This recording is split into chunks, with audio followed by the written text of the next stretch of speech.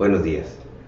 Es un placer para nosotros estar aquí reunidos. Mi nombre es Edgar Antonio Ladrón de Guevara. Aurelio Morales Treviño.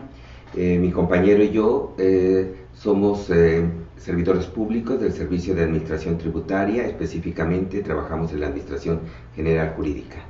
El día de hoy vamos a dar inicio a esta videoconferencia, este videochat, para ver el tema de facturas con operaciones simuladas. Es uno de los temas más importantes que tiene el gobierno actual y que yo creo que es de vital importancia para mejorar la vida que tenemos en México. ¿Sí? Sí, si te parece, empezaré por comentar la obligación constitucional que tenemos todos los mexicanos de contribuir al gasto público. Establece la Carta Magna. Luego el Código Fiscal establece que la obligación se va a materializar a través de la emisión de comprobantes fiscales, lo que hoy en día son los comprobantes fiscales digitales por internet. Pues bien, lo que ha sucedido es que se ha detectado por parte de la autoridad fiscal que hay un comercio ilícito de estos comprobantes a través de mecanismos que más adelante detallaremos, que nosotros denominamos operaciones simuladas. Lo que sucede hoy en día es que se ponen en el mercado a la venta comprobantes fiscales que son auténticos, reúnen los requisitos que la legislación establece. El problema con ellos es que amparan operaciones inexistentes, simuladas o distintas de la realidad. De ahí que utilicemos el nombre de operaciones simuladas.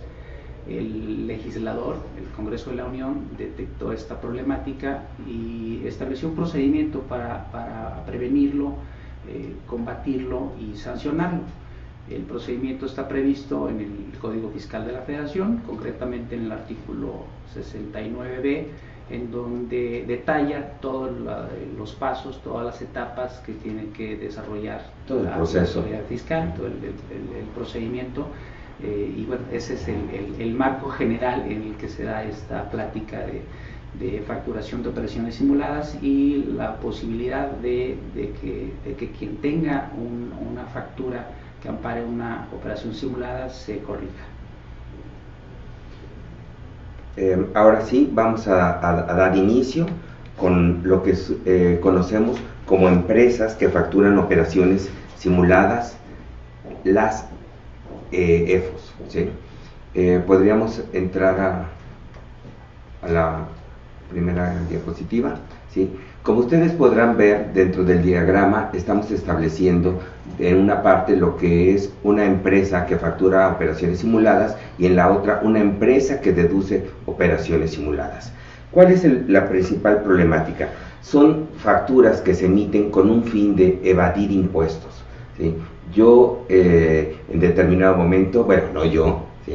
En determinado momento compro unas facturas por un servicio que no ha sido prestado, que no se ha materializado la compra de ningún bien o producto, y el EFO, que es la empresa que se dedica a emitir esas facturas, tiene un ingreso.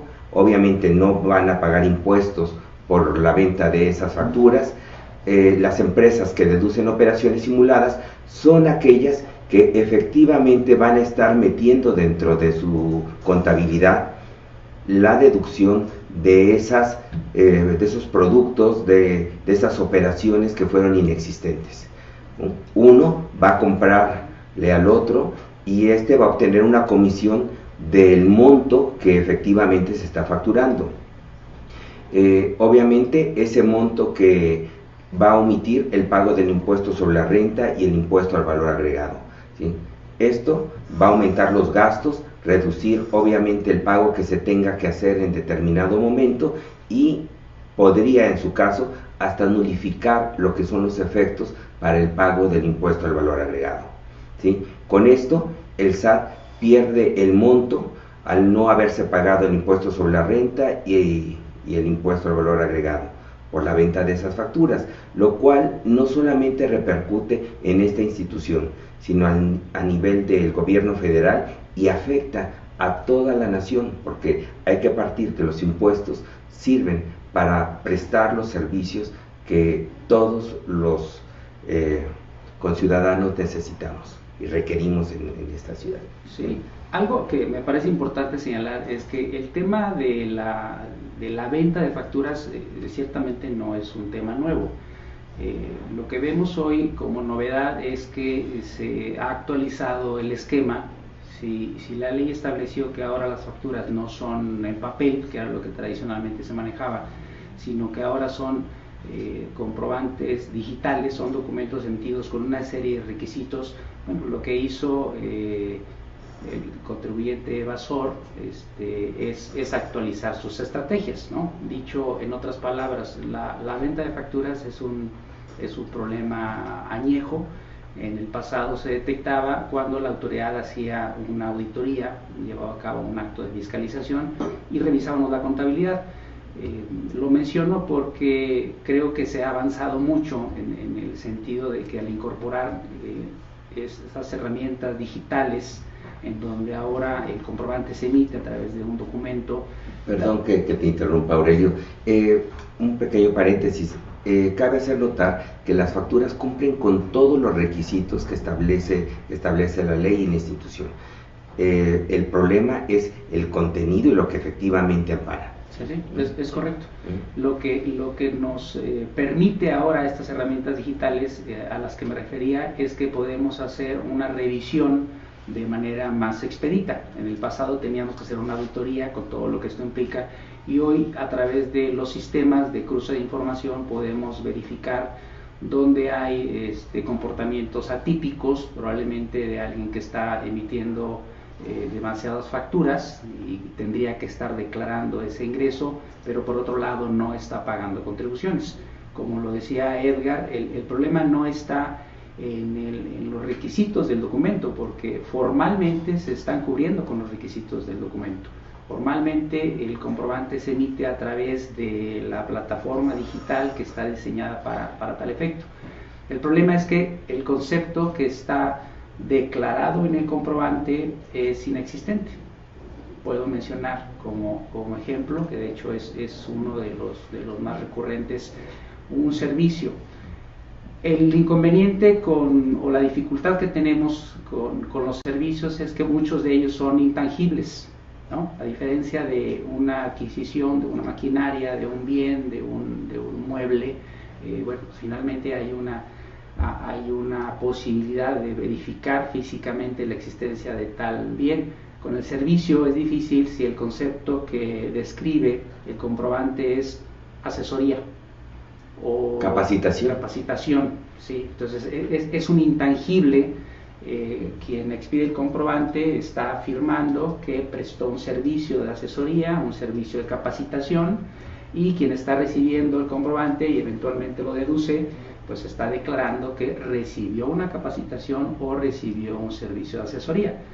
Imaginen ustedes la dificultad cuando le pedimos que compruebe la materialidad de ese concepto, ¿no? O sea, cómo se acredita una asesoría, cómo se acredita una capacitación. No es imposible, pero solo lo estoy mencionando como ejemplos de las situaciones que se pueden presentar cuando tenemos un bien tangible o tenemos un servicio intangible como objeto del comprobante.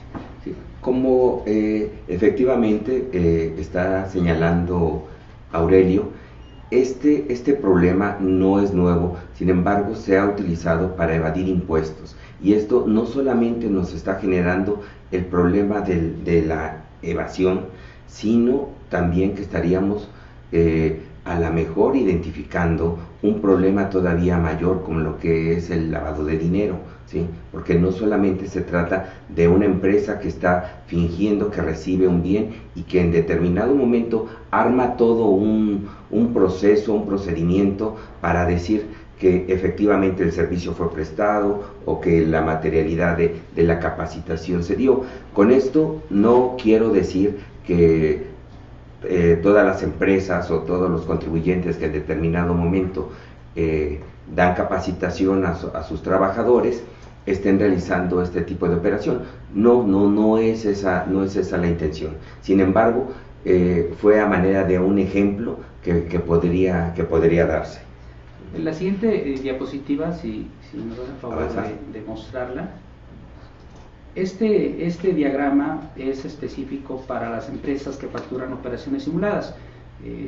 Aquí se menciona justamente algunos de los casos que hemos detectado. El artículo 69 del Código Fiscal de la Federación, que es el que regula este procedimiento, señala expresamente que los indicios o los actos que la autoridad puede encontrar y que le permiten presumir que una operación es simulada es cuando el contribuyente no cuenta con activos, es decir, con personal, no tiene infraestructura física, el domicilio quizá no corresponde con el nivel de operaciones que está facturando, es decir, existen indicios, estos sí, tangibles, verificables, que permiten a la autoridad presumir que la operación que se está amparando ese comprobante es una operación simulada. Resalto el hecho de presumir porque lo que establece justamente el procedimiento es un procedimiento de presunción, una sospecha, si quieren pensarlo así, una sospecha que no es subjetiva, es una sospecha que está basada en los elementos que ya les mencioné y que permiten que la autoridad inicie un procedimiento. El procedimiento, esencialmente, como todo procedimiento, es informarle al contribuyente que estamos iniciando este procedimiento de presunción, una facultad donde le decimos, hemos detectado que estás emitiendo X cantidad de comprobantes por tales montos, y en nuestros cursos de información, regreso al tema del uso de las herramientas electrónicas que hoy en día utiliza la autoridad tributaria, encontramos con que no tienes empleados, ¿no? Hicimos un cruce de información con el Instituto Mexicano de Seguro Social y no tienes reportados empleados, o el número de empleados que tienes reportados no coinciden con el volumen de operaciones que dices realizar. O lo que es más, o sea, llegas a donde se encuentra la empresa y resulta que no hay tal empresa, se trata de un lote baldío donde no hay ninguna oficina, no hay ninguna compañía y no obstante abrieron cuentas bancarias con ese domicilio, están señalando que su objeto social es de construcción y elaboración de maquinaria y no hay absolutamente nada, ¿no? Así es. Esta problemática, estas prácticas han detonado otro tipo de conductas, entre ellos el de suplantación de identidad.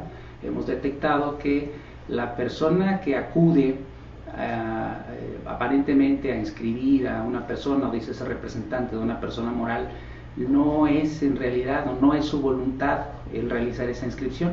A través de algún esquema de ofrecimiento de dádiva o recompensa, se hacen de los datos de esta persona, de su credencial de lector y bueno, pues lo utilizan para hacer una inscripción ante el Registro Federal de Contribuyentes de alguien que no tiene la idea de para qué están utilizando sus datos. Esto genera otro tipo de consecuencias para esta persona física. Pero en general, lo que yo quería comentarles es pues el esquema que establece el 69 para el EFO es este que se describe en el diagrama. En la siguiente diapositiva nos referimos a las empresas que deducen las operaciones simuladas. Y aquí lo primero que hay que decir es que para que haya una práctica ilícita, al menos se requiere de la participación de dos personas. No es la excepción este fenómeno que se está presentando. Tenemos un oferente de comprobantes fiscales que amparan operaciones simuladas, que es el EFO, y tenemos a alguien que está interesado en comprar una factura que ampara una operación simulada. Es la empresa que deduce la operación simulada. Como dice Aurelio, siempre tiene que haber una oferta y demanda de los productos. Este es un producto ilícito, pero lo están requiriendo, lo están pidiendo, y en este caso las empresas que deducen operaciones simuladas son empresas que están mucho más sólidas, mucho más constituidas, si se podría decir de esta manera, que un EFO. Como habíamos visto en la lámina anterior, los EFOs tienen ciertas características que los hacen completamente anormales, digamos, y de prácticas irregulares. El EDO, estamos hablando de empresas que efectivamente están constituidas, que están cumpliendo con sus obligaciones fiscales, y precisamente por ese cumplimiento de obligaciones fiscales están tratando de disminuir la base gravable y están metiendo como deducibles operaciones ficticias. Se encuentran localizados y en realidad están realizando una actividad que es lícita, que coincide con lo que ellos establecieron dentro de su acta constitutiva. Los socios son identificados y efectivamente están teniendo una operación. Sí, sí, esta distinción que hace Edgar me parece que es relevante. Tradicionalmente, cuando hablamos o pensamos en un acto ilícito, quizá lo primero que nos imaginamos es una sórdida calle a medianoche en donde va alguien y toca una puerta y pide comprar una factura. No es así. El esquema de venta y adquisición de facturas que amparan operaciones simuladas no es así. En realidad, desgraciadamente, es algo que se publicita prácticamente de manera arbitraria y descarada, obvia. Sí, no se lo imaginen sórdido como lo imaginaba. Entonces, como lo describía, el EDO es contribuyente, digamos, normal, ordinario, que habitualmente cumple con sus obligaciones fiscales, que tiene ingresos reales, que tiene deducciones reales, que tiene trabajadores, que tiene infraestructura, pero por alguna circunstancia, a lo mejor hasta que se le hizo fácil, dicen, o todos lo hacen, o me lo están ofreciendo, decidió en un mal momento adquirir una factura y correr pues un riesgo que va a traer consecuencias muy delicadas. Sí, quizás sin medir el alcance de estas consecuencias, dice, bueno, compro la factura, la meto a mi contabilidad, y esto lo que permite pues es reducir el pago de impuestos de ese contribuyente ordinario habitualmente cumplido. Entonces lo que está haciendo el SAT a través de los procedimientos que la ley le permiten es no solo detectar y combatir a quien está emitiendo el comprobante, sino también detectar a aquel que lo está deduciendo y que está haciendo una disminución del pago de impuestos.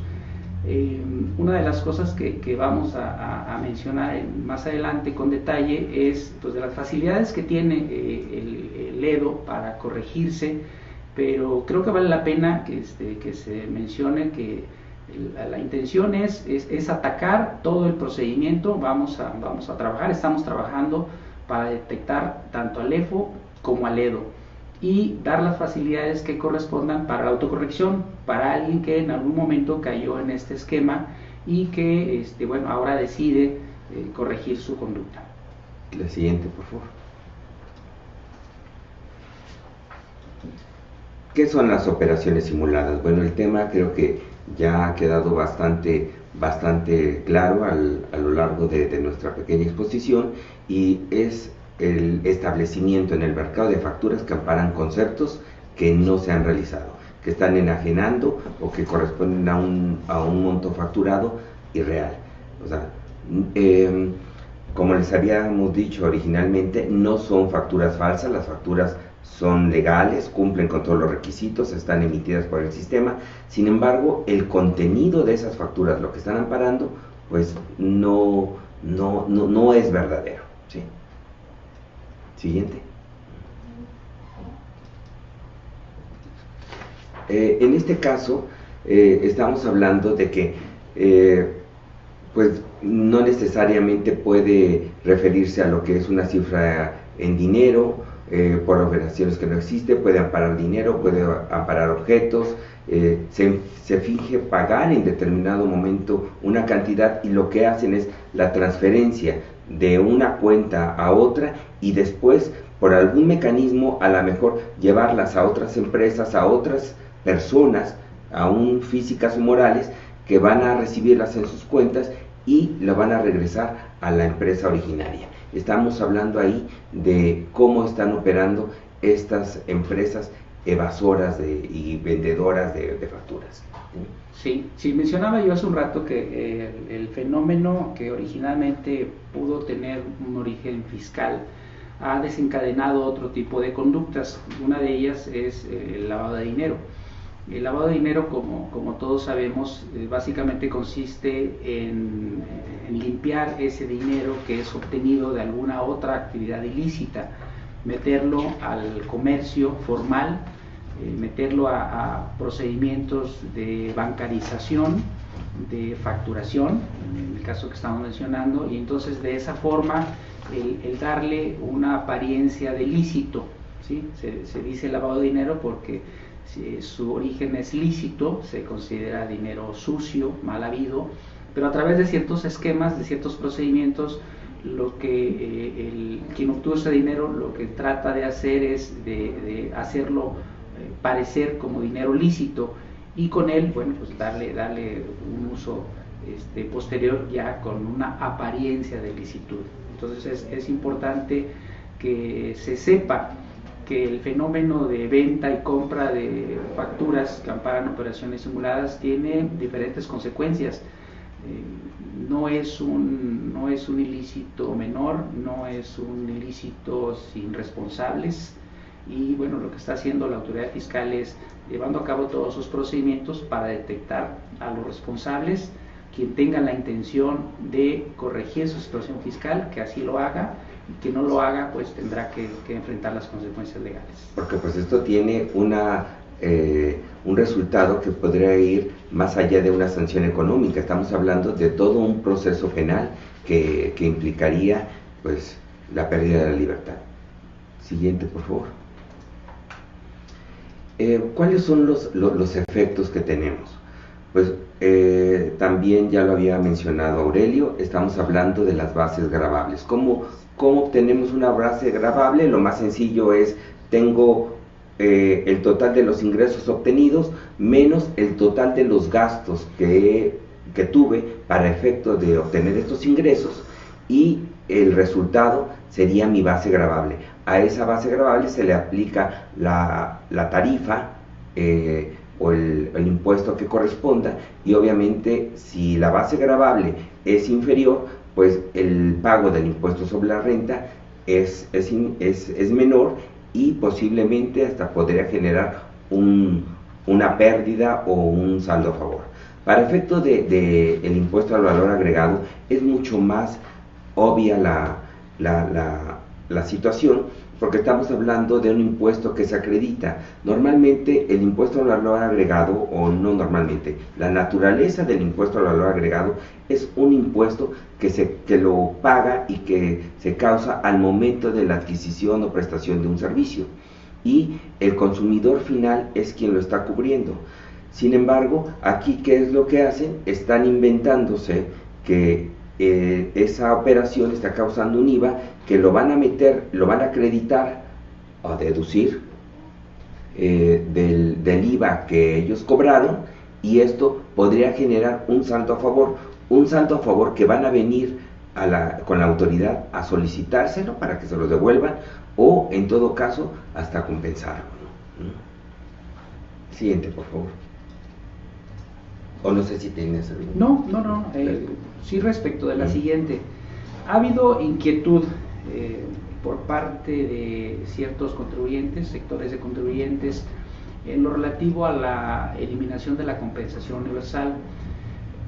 Lo que tengo que decir es que la restricción de la compensación universal se hizo precisamente como reacción o como consecuencia a que se detectaron estas prácticas indebidas y agresivas. Es un tema de suma y resta de contribuciones. Esencialmente, para no hacerlo complicado, diría que a través de la compensación se paga un impuesto con un saldo que se supone que tiene el contribuyente. ¿Por qué digo se supone que tiene el contribuyente? Porque precisamente en eso consistía la estrategia agresiva. Los contribuyentes, a través del esquema de compra y venta y deducción de facturas, generaban saldos a favor inexistentes con los cuales luego pagaban contribuciones reales, ¿no? Entonces imagínense, para ponerlo en términos todavía más sencillos, que yo tengo una deuda con alguno de ustedes y me invento que ustedes tienen una deuda conmigo, y entonces les digo que de los 20 pesos que yo les debo, ciertamente solo les voy a pagar 10 porque ustedes me deben 10. Y entonces ustedes lo que van a decir es, pero ¿de qué te debo 10? No te debo 10, me debes 20. Y bueno, ahí estaba la discusión. Justamente para zanjar esa discusión o atajarlo, lo que hace el legislador para el año 2019 es restringir la posibilidad de que en ciertos casos se pueda hacer la compensación universal. Fue, insisto, una reacción a esta estrategia agresiva que tenían ciertos contribuyentes y bueno, por supuesto que cuando el contribuyente tiene efectivamente su saldo a favor, tiene la posibilidad de utilizarlo solicitando la devolución. No es que el SAT haya desaparecido esos saldos a favores reales, sino simplemente está estableciendo un mecanismo distinto para que el contribuyente lo pueda utilizar. De la misma forma se detectó alguna práctica indebida en lo que refiere a los esquemas, algunos esquemas de tercerización o outsourcing, donde a través de administración de nómina se declaraba que había X cantidad de trabajadores que eran inexistentes, donde se hacían retenciones ficticias que luego generaban saldos a favor que pedían en devolución. Entonces hubo también ahí alguna maniobra legal, alguna estrategia legal, medida legal para atajar este fenómeno. La siguiente, por favor. Pero hay buenas noticias, no todo es malo, no todo es causar terror. Como había señalado desde un principio Aurelio, existe una posibilidad de que los contribuyentes que se encuentran dentro del supuesto jurídico, en este caso el artículo 69b del Código Fiscal de la Federación, que nos hace referencia que habrá un momento en que la autoridad detecte a un contribuyente que no cuente con los activos, que se encuentre como no localizado, todos los elementos que anteriormente les habíamos dicho, tiene la posibilidad de autocorregirse, porque hay que partir de que es posible que la materialidad sí se haya dado, o que al momento de dar de alta el domicilio hubo un error en el número, en la nomenclatura, y la empresa se encuentra al lado. Entonces siempre van a tener la posibilidad de hacer las aclaraciones y en todo caso de verificar y demostrar que sí cuentan tanto con los activos como con los sistemas y mercancía que han señalado, ¿sí? Para eso tenemos dentro del Servicio de Administración Tributaria un sistema donde el contribuyente podría identificar y buscar sus datos para ver si se encuentra dentro de este supuesto.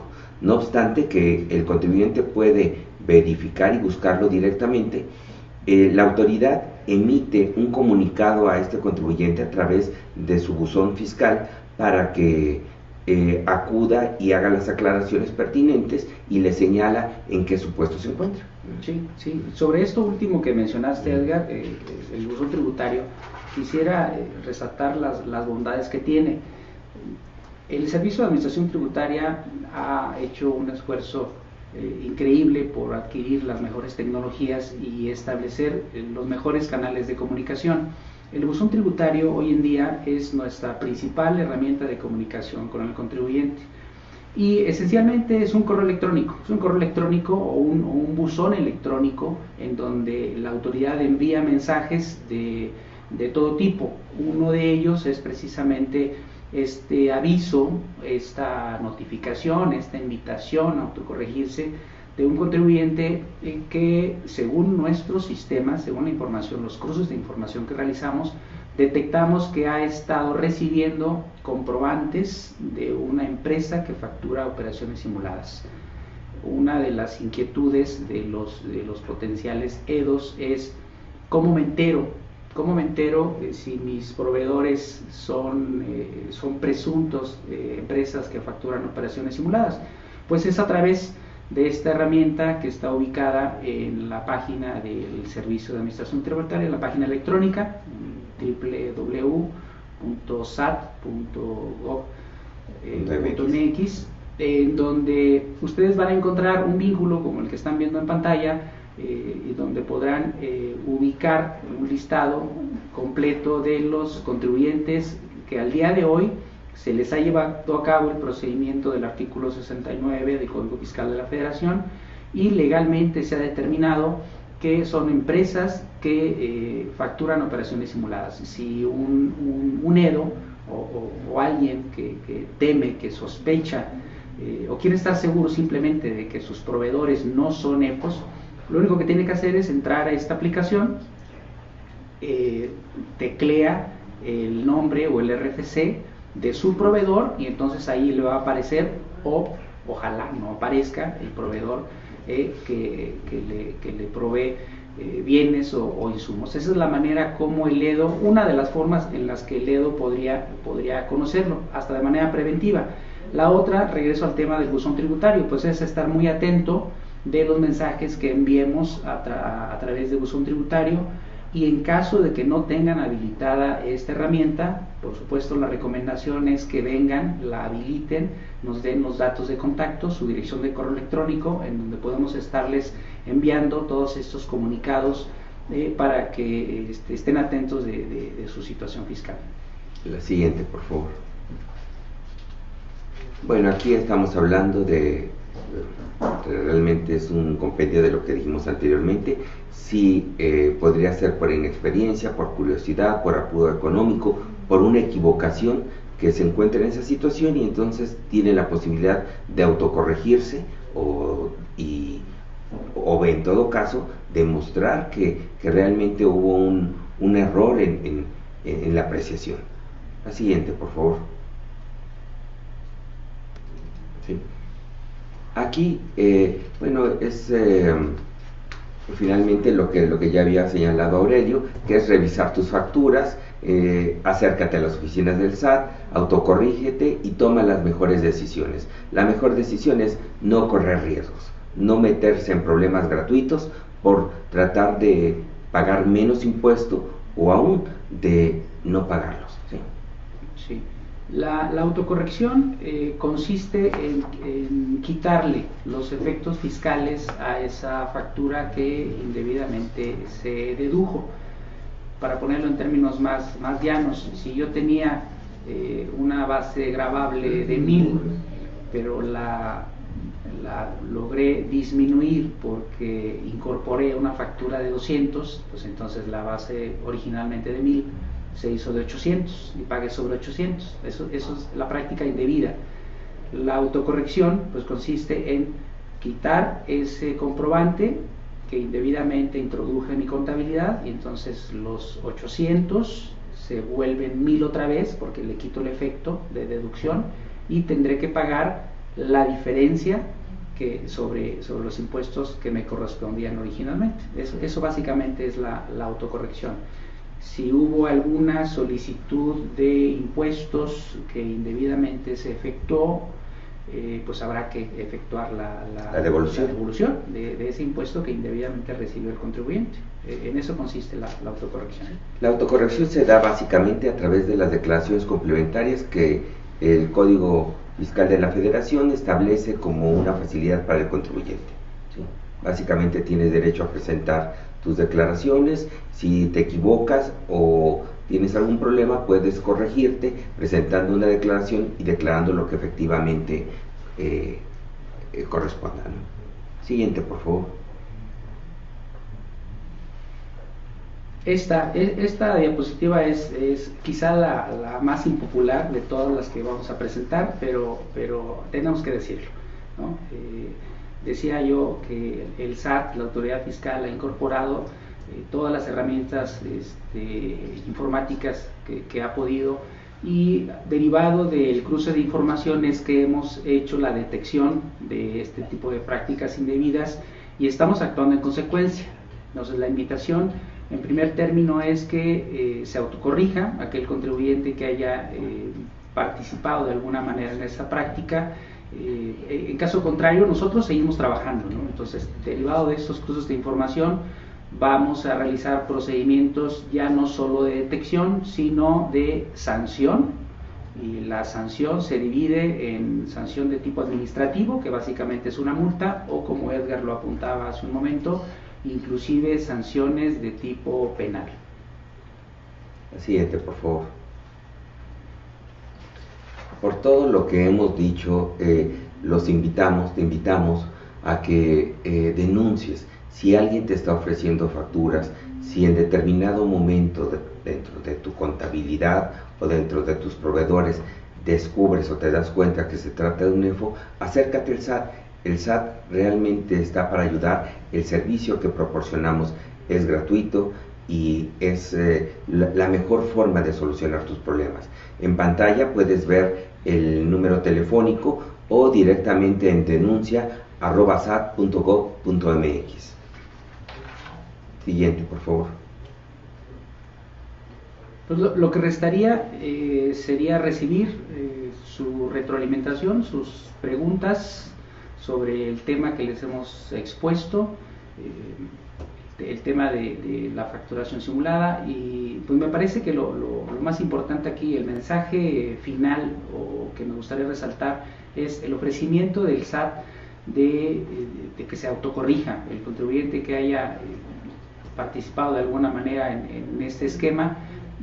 La mano está extendida, la invitación está hecha para que vengan, se autocorrijan y se eviten mayores consecuencias. Entonces, pasamos. En pantalla, pues ahí tienen la forma de contactarnos, tanto por Twitter, Facebook, YouTube, a través de sat.gov.mx, marca SAT o chat 11. Esto no solamente nos sirve para este tema, sino para cualquier otro que ustedes tengan. Estamos, como dice Aurelio, para servirles, pero el tema que estamos tocando el día de hoy es bastante importante, ya que tiene repercusiones que podrían convertirse en grave. Los invitamos a autocorregirse y a evitar esta práctica indebida. Muchas gracias. Gracias por su tiempo y su participación. Hasta luego.